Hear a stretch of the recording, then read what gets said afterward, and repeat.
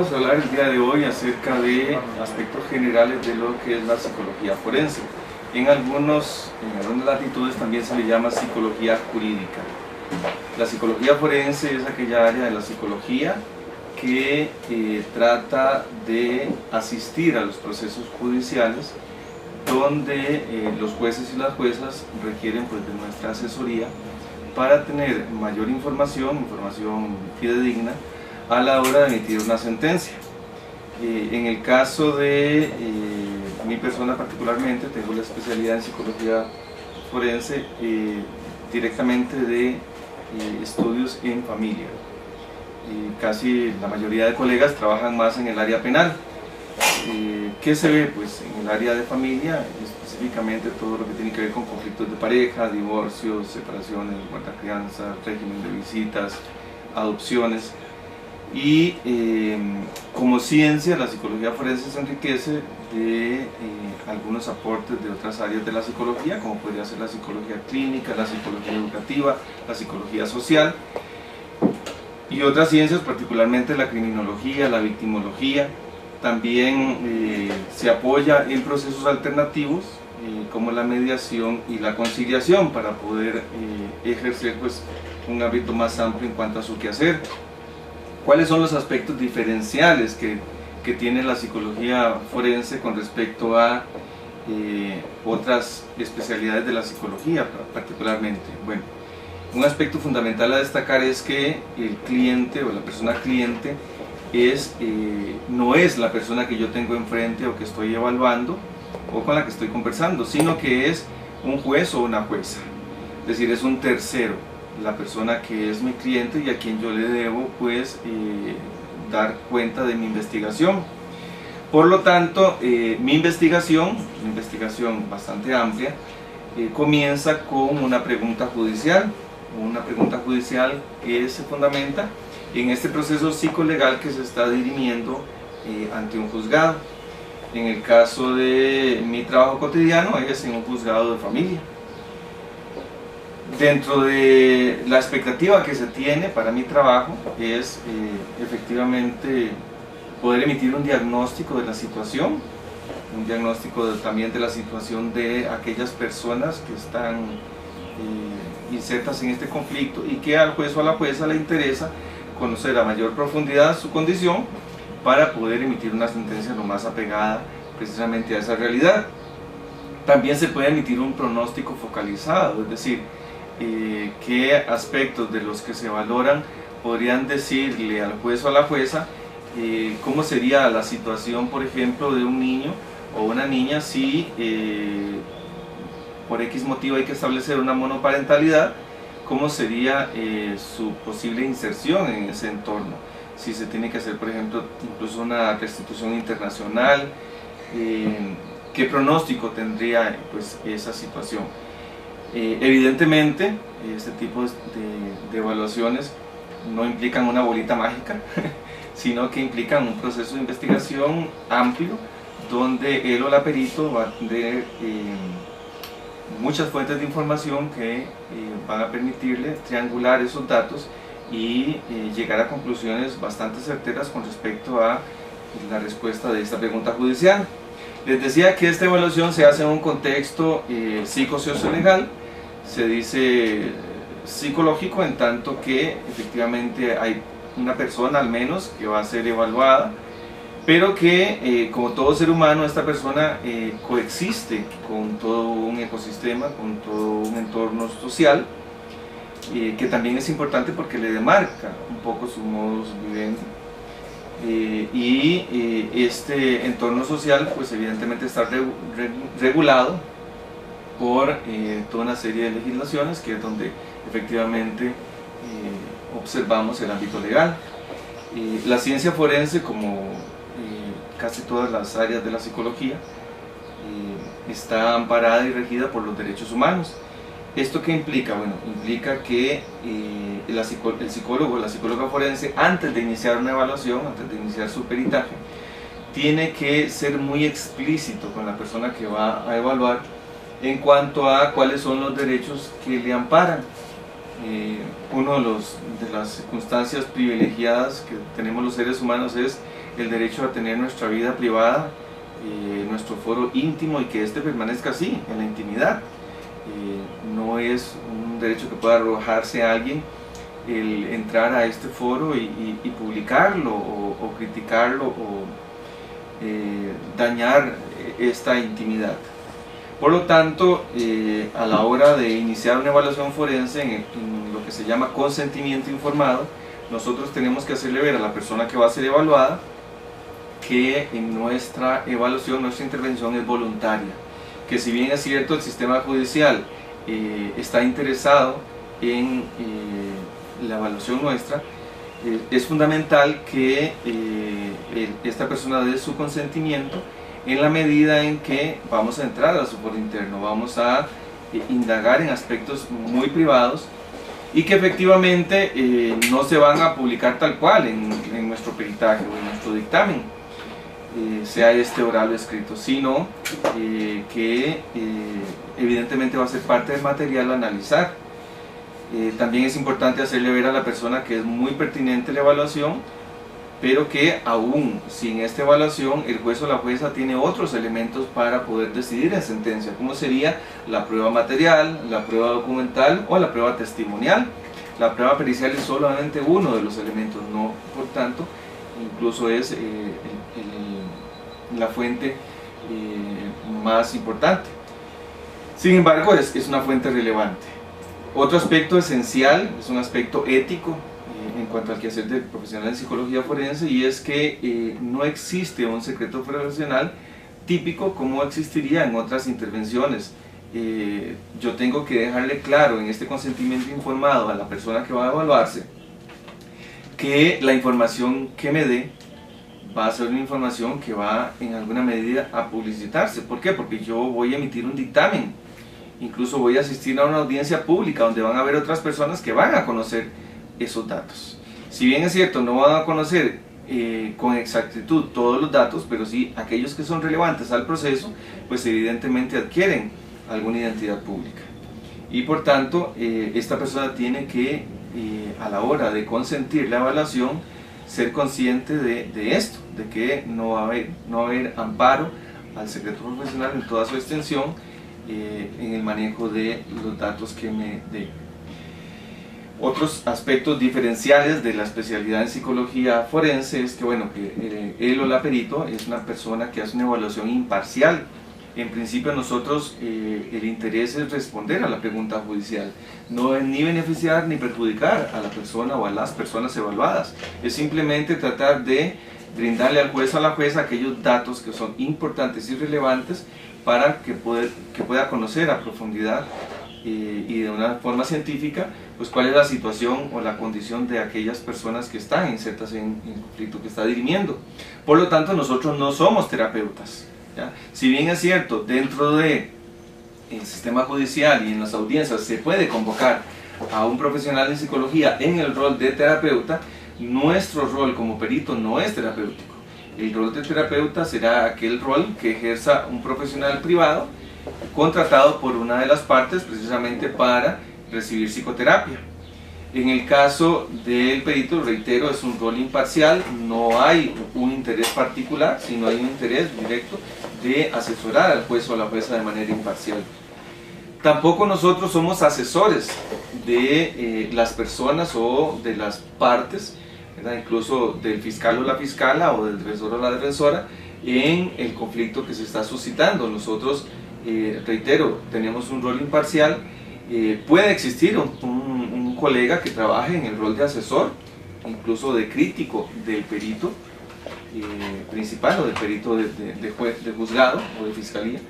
Sin embargo, es un perito, nuevamente señalo, externo al proceso judicial y que efectivamente es contratado por las partes para, en alguna medida, sea potencializar los factores que son agravantes del proceso o aquellos factores que son atenuantes del proceso.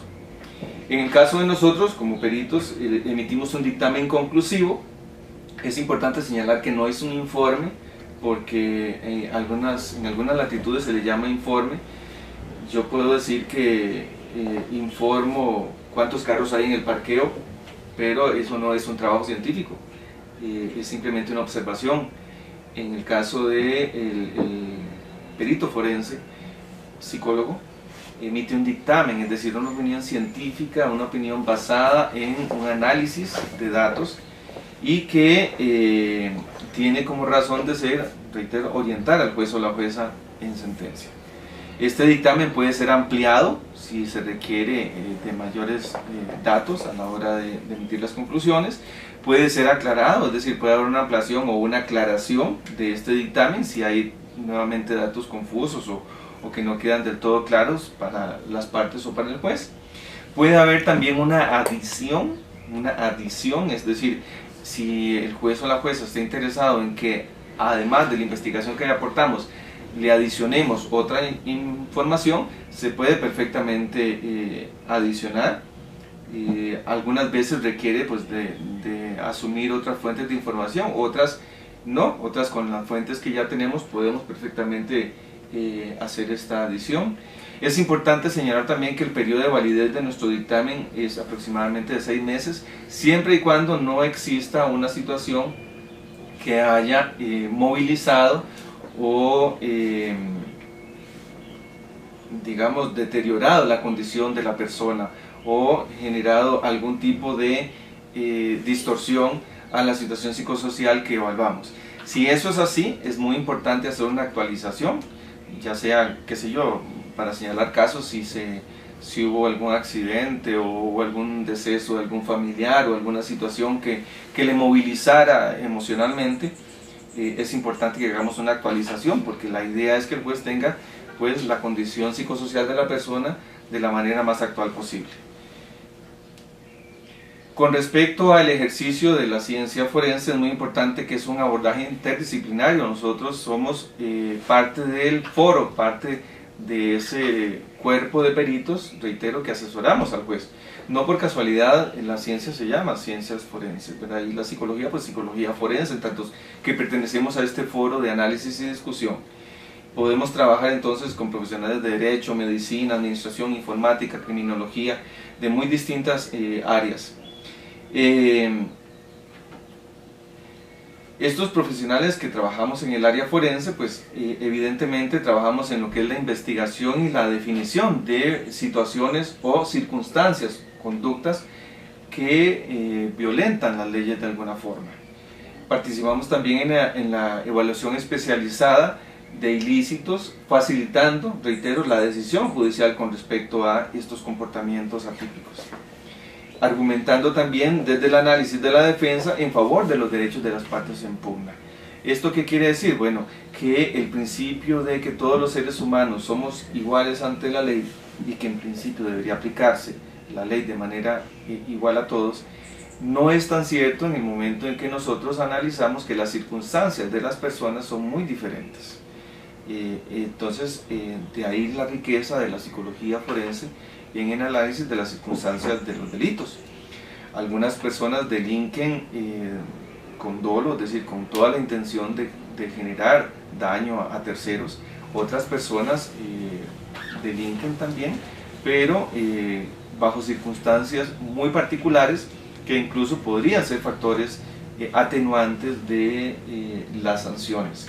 Por ejemplo, uno de los atenuantes más típicos es la emoción violenta, donde efectivamente la persona pues comete un ilícito pero en un estado confusional o en un estado de emoción o de funcionamiento psicológico que no es pues el normal.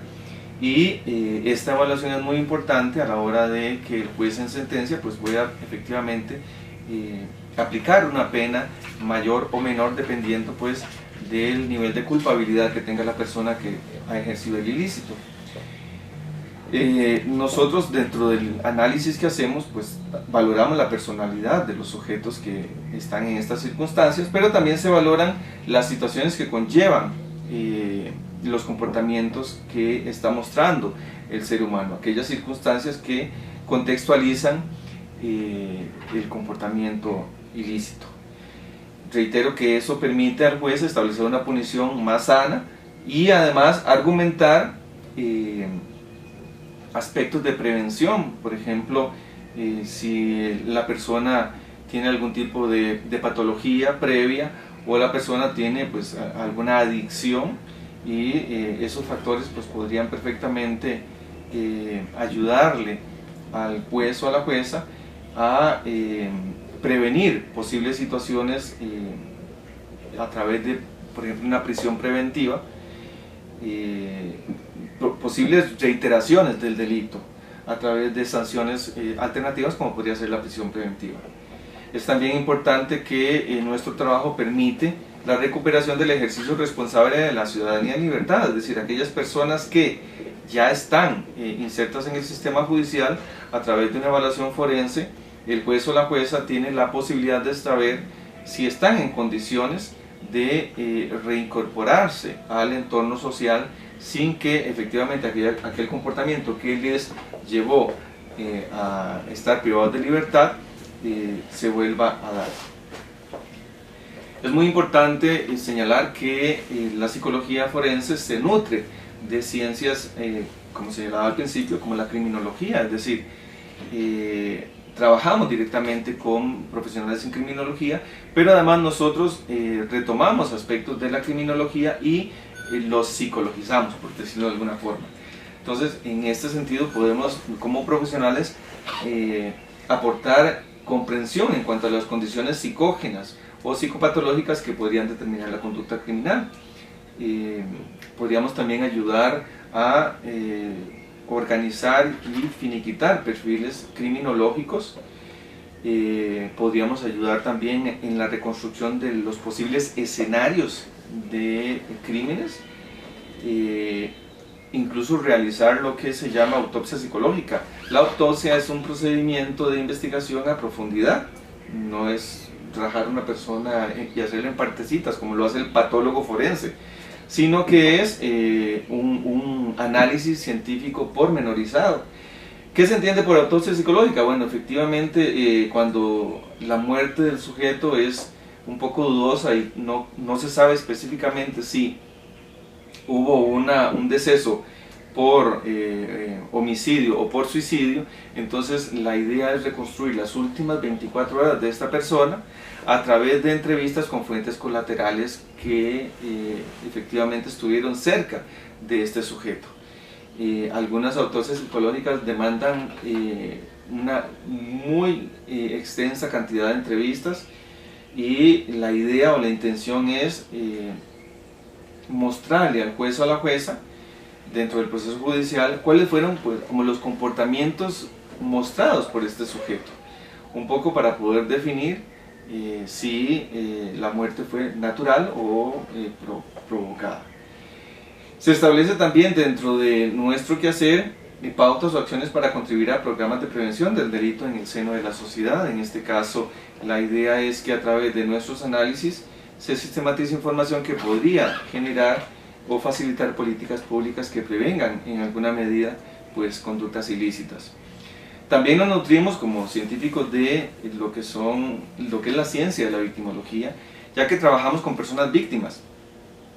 Con personas víctimas específicamente nuestro trabajo es valorar las consecuencias psicosociales del ilícito. Algunas veces se cometen errores muy graves, como por ejemplo, me imagino que en México pasa lo de Costa Rica, que la gente, si la víctima no fue penetrada, entonces dice, no, pues no le pasó nada, ¿verdad? No hay ruptura de himen, ¿verdad? El ano no está desgarrado. Y yo les preguntaría a ustedes, bueno, resulta que ustedes van caminando por una calle y efectivamente alguien los quiere asaltar y saca la pistola, pero la pistola se le traba. En ese momento ustedes tienen la posibilidad de fugarse y salirse de la escena criminógena. Pero bueno, llegan a su casa y ustedes llegan a su casa, se sientan en la silla, se sirven un café y aquí nada ha pasado. Yo estoy absolutamente seguro que es una lesión.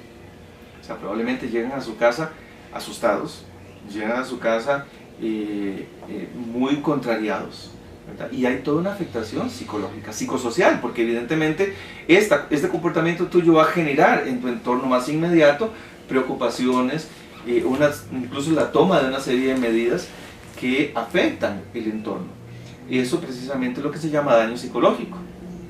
aquellos factores que están asociados a la conducta criminógena o criminal.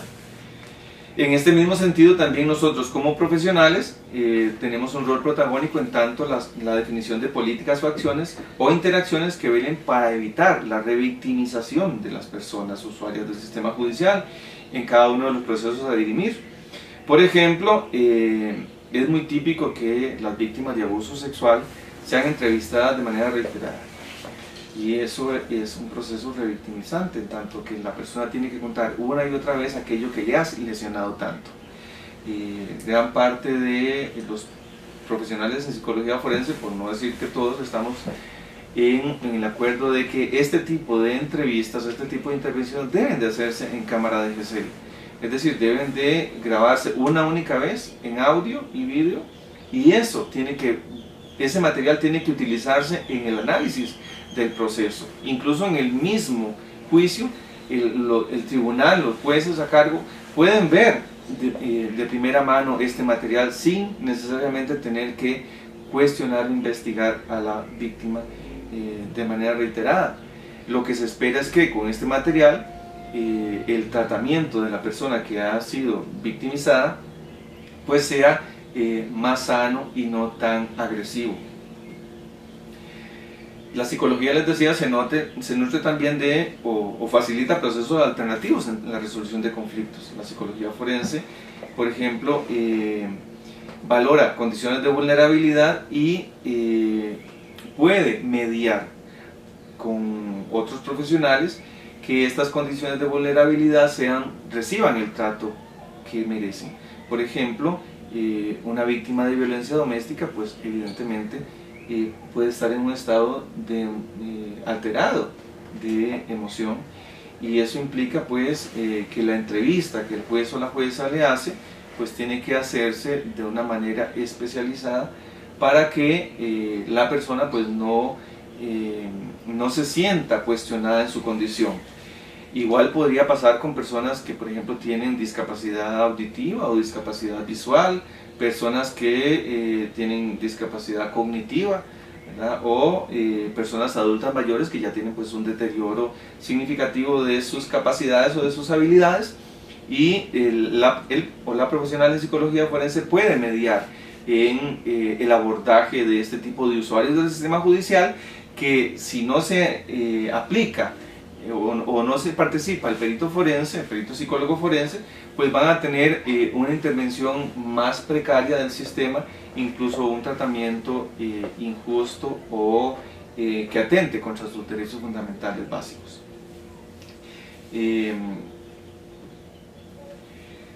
¿Cuál es como nuestra intervención fundamental? Bueno, evaluaciones, les decía, diagnósticas o pronósticas, asistencia a juicios, a audiencias, a debates, acompañamiento en situaciones especiales, reitero, donde haga falta pues nuestra asesoría a los jueces y juezas. Algunas veces también tenemos que hacer atenciones en crisis de aquellos usuarios o usuarias que efectivamente dentro del proceso legal pues sufren una condición de crisis, de inestabilidad psicológica transitoria, y nosotros pues tratamos de estabilizarles para que precisamente estén en las mejores condiciones de asumir la defensa de su situación y de discernar cuál es pues un poco su condición actual. Evaluaciones in situ, les decía que en los acompañamientos se busca proteger o trabajar con la vulnerabilidad de aquellas personas que requieren pues que nos desplacemos desde los juzgados hasta su casa o hasta su vivienda. Puede ser incluso una institución. Casi siempre son personas con dificultad motriz o personas adultas mayores las que requieren de estas evaluaciones in situ. También asistimos a procesos de allanamiento, donde efectivamente si hay personas adultas mayores o personas menores de edad, se trata de explicarles cuál es la situación legal que se está gestando, dado que por lo general el allanamiento es un procedimiento bastante violento. Me ha tocado pues efectivamente tratar de estabilizar niños que están muy asustados y explicarle, por ejemplo, yo que trabajo en procesos de familia, que este procedimiento se hace porque su mamá o su papá le ha limitado en derechos esenciales a él y a su padre o a su madre, y por tanto pues se toma una decisión judicial radical y violenta en protección de sus derechos esenciales. Podemos también hacer supervisión de intervenciones o de interacciones parentofiliales, cuando aquellos papás o mamás tienen tiempo de no ver a su prole, a sus hijos e hijas, entonces facilitar este reencuentro de papás y mamás que evidentemente están en los juzgados de familia tratando de retomar sus funciones parentales. Y también hacemos seguimiento de la condición psicosocial de las personas una vez que se acaba o se emite la sentencia. Por ejemplo, en víctimas de violencia doméstica, tratando de valorar pues si efectivamente la condición que motivó la solicitud de medidas de protección pues se está superando a través de las medidas dadas, o más bien la víctima o la persona víctima no ha logrado superar esa situación y la persona que está agrediéndole aún continúa con el proceso de violencia, lo que implicaría a través de nuestro reporte una modificación de las medidas de protección adoptadas en aras de proteger y salvaguardar los derechos esenciales de estas personas. Ámbitos de trabajo en la psicología forense, pues hay muchos, juzgados específicamente, en fiscalías u otras instancias judiciales, como por ejemplo oficinas de protección a la víctima, oficinas de reubicación de testigos, que casi siempre trabajan con testigos de personas que están insertas en narcotráfico. Les decía que acompañamiento a juicios o diligencias judiciales como expertos también, y coordinaciones interinstitucionales, porque efectivamente cuando, por ejemplo, en evaluación de procesos de violencia intrafamiliar nos damos cuenta que una persona adulta mayor está siendo explotada por sus hijos e hijas, pues esta persona requiere de un recurso domiciliar diferente, sea en otra familia, o bueno, en otro hijo, en otra hija, o en una institución. Y eso implica pues coordinaciones que también hacemos a la hora de emitir pues nuestro criterio. En otras áreas que podemos intervenir precisamente podríamos destacar lo que es la selección de personal en cuanto a jueces o asistentes judiciales. Y aquí es importante destacar que si bien es cierto, los abogados y abogadas que tienen una licenciatura pueden ejercer en cada una de las áreas de esa disciplina, el perfil psicológico que requiere la intervención, por ejemplo en una materia como la familia, en un juzgado de familia, es un perfil muy específico. No todos los jueces y las juezas están en condiciones psicológicas de asumir una decisión tan importante. Igual podríamos señalar en el ámbito penal y en otras áreas de especialización del derecho. El psicólogo o la psicóloga forense trata desde su conocimiento de orientar a aquellas personas que ejercen selección de personal para que a través de un perfil profesiográfico se pueda capacitar y se pueda captar a la persona que esté en mejores condiciones de ejercer esa labor. Igual podemos, con el conocimiento que obtenemos a través de las evaluaciones, brindar procesos de capacitación, facilitar digamos, el manejo en cuanto al ambiente laboral o la salud ocupacional. Podemos entonces facilitar procesos también de ambiente laboral, en tanto que a veces los jueces y las juezas se deterioran. Ha sido una constante, por ejemplo, en jueces de violencia intrafamiliar, que se agotan, ¿verdad? Generan procesos incluso de burnout, de agotamiento crónico, o que la materia que trabajan les está afectando en su entorno familiar más inmediato, ¿verdad? Incluso en su entorno laboral.